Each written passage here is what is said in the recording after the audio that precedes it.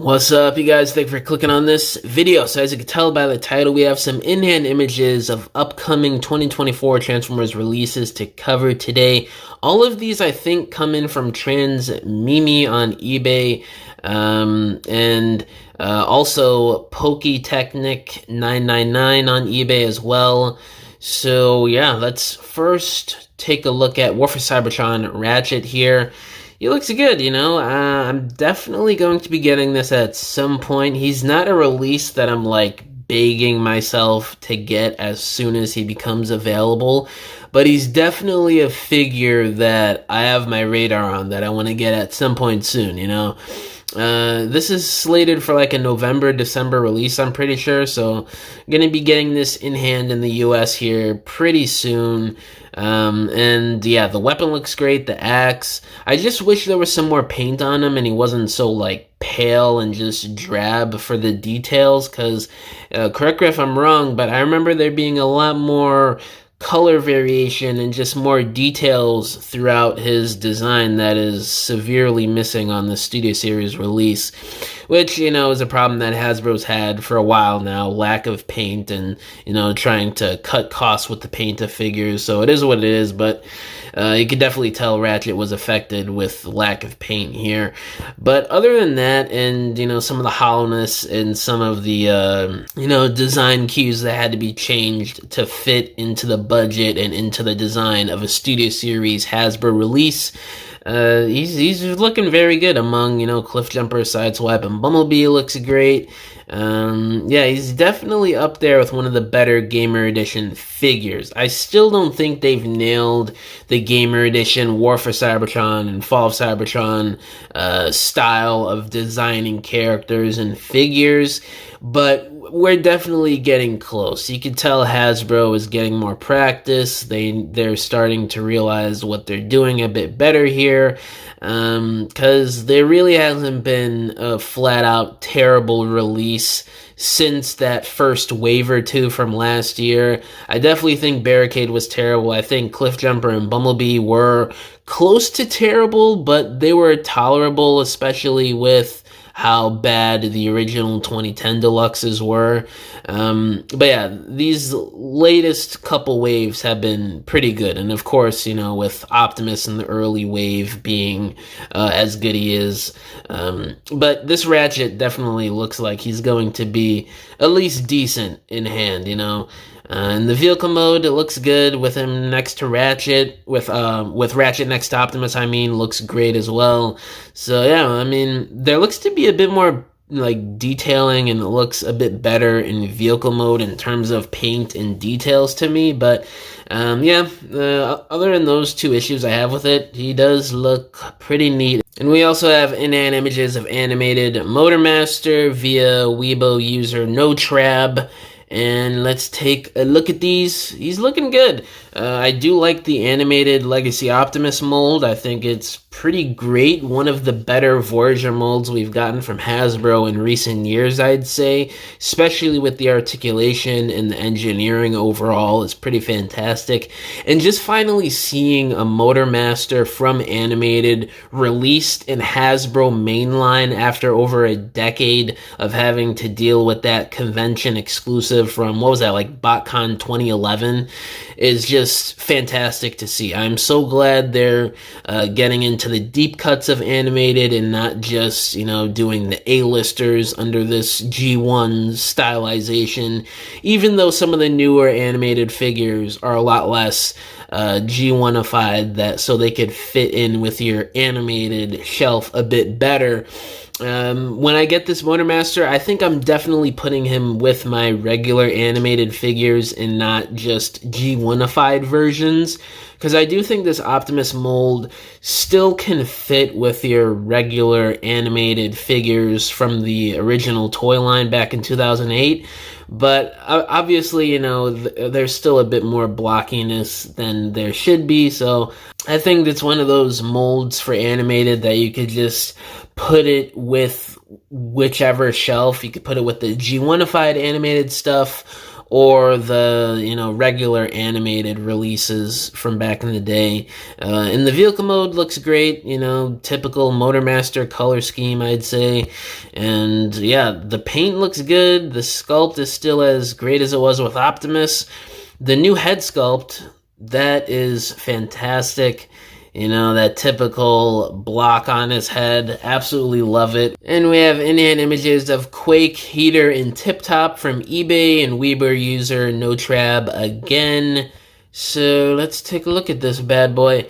He's a cool deluxe, he's not really one that I care about, to be honest with you guys. I could give two what's about Quake, but he does look cool. It's a nice little reuse of the Skull Grin mold from 2022. But, it's just something that I think should have been a new mold. But what they did with him and, remolding it to fit better for Quake, I think they really, worked with what they had, and they did a good job as far as that's concerned. But again, him being a reuse of engineering and Quake being a character that I don't really care about, it's not really something that I want to be picking up. So this is definitely going to be a pass for me. But he looks cool with Needle Nose and Spinister, so I'm sure for people who have those figures are going to be pretty hyped to get Quake in hand to put him with Spinister and Needle Nose.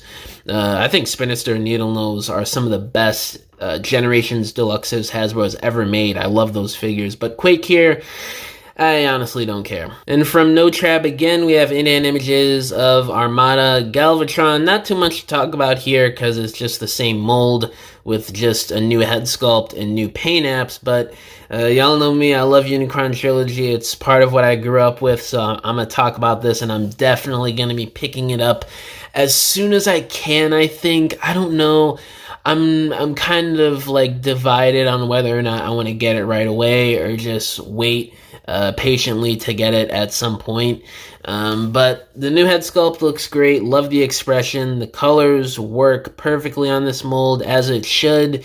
All the same problems are still there from the mold. They haven't changed the shoulders, so that still sucks, but yeah, he still looks good nonetheless. And lastly here for the video via NoTrab, again, we have the Deluxe G1 Optimus in hand, and he looks just as great as he did in the promotional shots.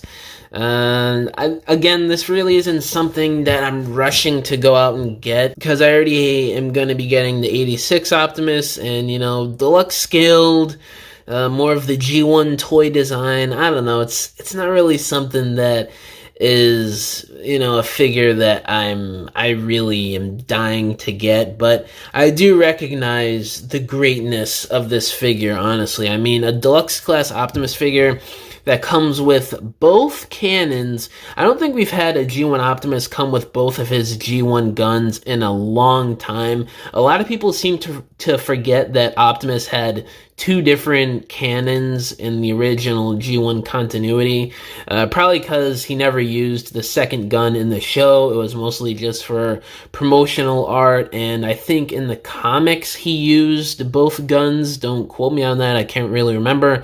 But again, just the fact he has both guns, the Energon Axe, the Matrix, and a Matrix chamber to hold it is fantastic to me. The Matrix is unpainted, it looks like, but just the fact that they included it and gave a Matrix chamber for a deluxe class Optimus figure is incredible, because there's a lot of Voyager and Leader class Optimus Prime figures over the years that didn't even include that, and their Voyager and Leader class figures, they cost more than a deluxe. So just the fact that they were able to include that along with a pretty nicely posable G1 toy deluxe Optimus is very impressive in my opinion, and just with that alone, the accessories and the features and just how they were able to get the design across, it makes me actually want to get this, even though I honestly don't care about getting this specific version of the character in this specific way. I'd rather just get the original, to be honest with you. But along with the PVC tires, like how they did Beachcomber and stuff, they really seem to have packed everything they could into this deluxe class here. And I know it's not possible due to just how things are in the world with business and corporations, but I wish we could get this level of care and attention to detail and amount of accessories, PVC tires, with every deluxe Voyager, Leader, Commander, and Titan class. But, obviously that's not possible with how the world works, unfortunately. But, he looks great, It's one that I may get one day. It's one of those releases for me personally. But that's pretty much it for this video, guys. Just wanted to cover these in-hand images. Let me know down in the comments below which one of these figures are you guys getting. All my social medias are linked down below, including my email. If you guys want to hit me up about business inquiries, or if you want to message me about whatever, or if you want to subscribe to my new Patreon link down below, I'm going to be posting some new content here soon, so be on the lookout for that. My Patreon includes content such as exclusive stop motions, photography, 1 week access before everybody else here on YouTube to my stop motions and my projects, behind the scenes of projects I'm working on, such as dioramas, photography, stop motions, and videos. So if you guys want to help support me and help support the channel, I would greatly appreciate it. But yeah, guys, thank you for watching this video. Catch y'all in the next one. Bye!